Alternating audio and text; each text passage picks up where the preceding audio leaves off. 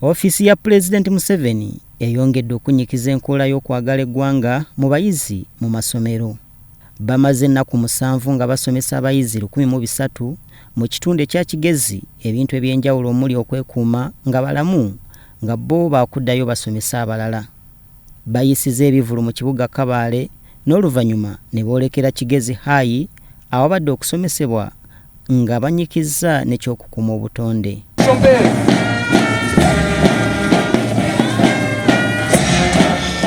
Omutendesi omukulu Michael Ochike avunaanyizibwa ku kutendeka mwoyo gwa ggwanga mu matendekero ga waggulu akalatidde abayizi ku nneeyisa. And let's all encourage our colleagues, the youth, to adapt your motto, to serve this nation Uganda, to always love Uganda, to always be there willing to be resilient in Uganda. Akampulira Abraham akulira Kigezi High School asiimye entegeka ereeteddwa mu kitundu naddala mu kiseera kino ng'abayizi bawumudde.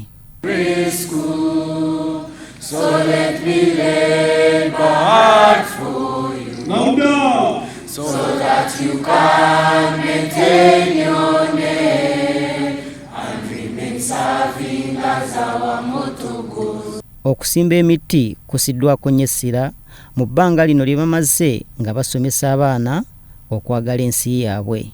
To embrace the Environmental Protection Campaign Challenge as started by HE and initiated at Kitebi SS, it is mandated to all of us to protect our environment.